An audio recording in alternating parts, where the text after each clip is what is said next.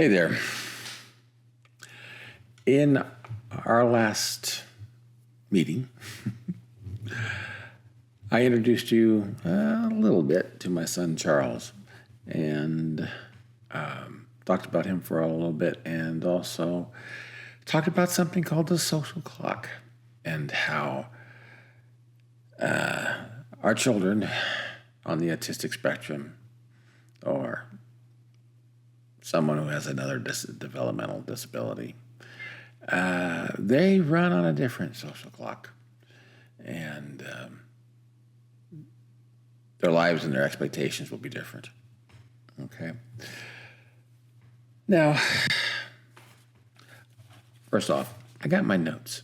Because, one of the things you learn about me is I have my ADHD, and if I don't have my notes, I'm just going to ramble because my mind will take me into 1,000 different directions. So if that resonates with you, put a comment below. I'd love to. I'd love to know about your experiences. Anyway, okay. So since our children are on a different clock, and we're dealing with these questions of who's going to take care of my child after I'm gone, where are they going to live, who will love them. We're probably feeling stuck, and heavy. There's a weight that's bearing down upon us. You know what? That's to be expected. That comes with the territory. Okay. So, if you're feeling stuck, just acknowledge it, because that's okay. All right. Now, if you're caring for someone like my son, someone who has higher needs, okay, and may always be requiring 24/7 care, right? Then we're not just thinking about, 1 year, 2 years down the line. We're talking about a lifetime, right? What happens after we're gone? What is that, 10, 20, 30? Good Lord, could be 40 or more years, depending on, age differences and such. And obviously, it's something that you can't control, right? Or, finite individuals, we just, we have our expected time frame, if you will, and it's offset from our children, okay? And because of that, the problem, it just feels enormous, because it's so much outside of our control. How do we even begin to address it? Okay.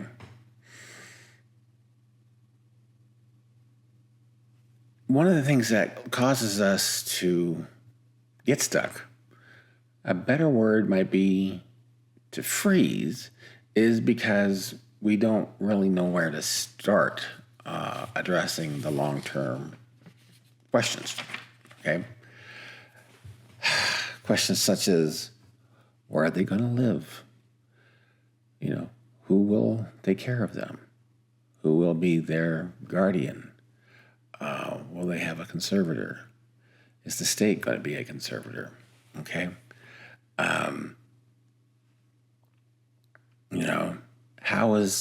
are they going to live? What type of housing? How is it going to be funded? Will they have an ABLE account? How's the ABLE account going to get funded?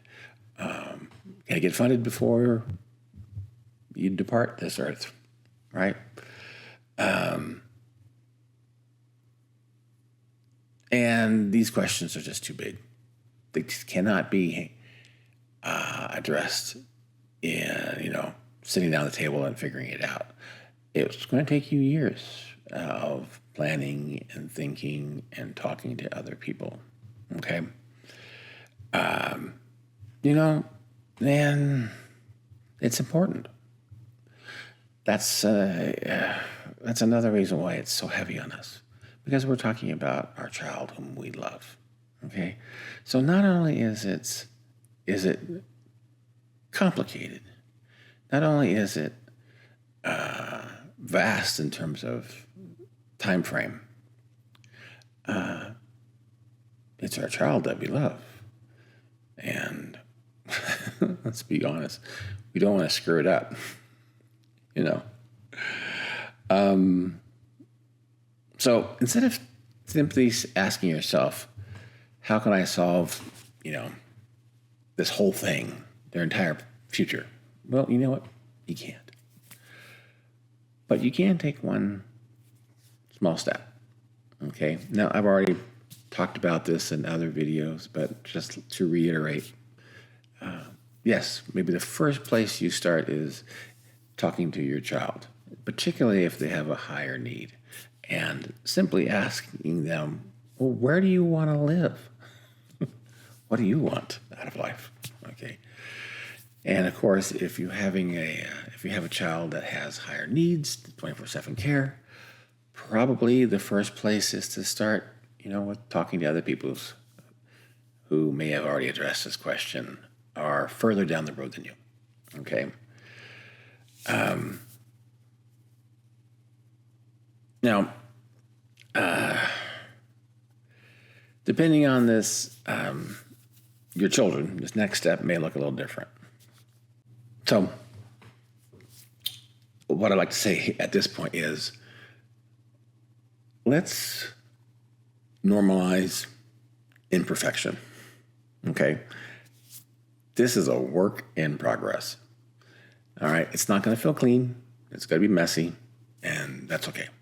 Okay? Just don't expect to get it right. Not in the first. It's going to take time. Okay? And it's just a process. Okay? It's just a process. And we're going to build one brick at a time, build the structures to take care or to be in place when we're gone. That way, we'll know where to go. I'll give you a quick example. I was talking to my daughter, and one of the things that I was talking about her was I asked her if she would be willing to consider being my son Charles, his conservator after I'm gone. And so I sat down and talked about what it meant to be a conservator. And after I informed her about that, she got to the point where she was comfortable and said, yeah, I can do that. So that's a huge milestone for me. Now, obviously, I have to think about, well, who's the backup? You have to think about contingencies, okay? But that's just one thing, okay? And there are so many other questions to deal with. And I'm hoping that as I go down this journey, you're going to join me, and we'll go down this journey together. And honestly, I'm in God's honest truth, I hope to help at least 1,000 aging parents like myself address this problem in a significant way so that they're not so anxious and worried about what's going to happen. Okay, that's one of my goals. Okay, so if you're feeling stuck right now, just acknowledge that that's okay. All right, and we're going to start making plans to go forward. Okay. Now, if the things that I am talking about to you, if they resonate, I really hope that you would join the party and subscribe. Okay. I also have a newsletter that I've recently started. It comes out weekly. You can sign up for that newsletter. It's in the video description below. But also, what's on your mind? How does everything I'm talking about resonate with you? Please leave a comment below, and let's start a conversation. All right? I think I've covered everything today, so just want to bless you and say good night, And don't forget, I see you.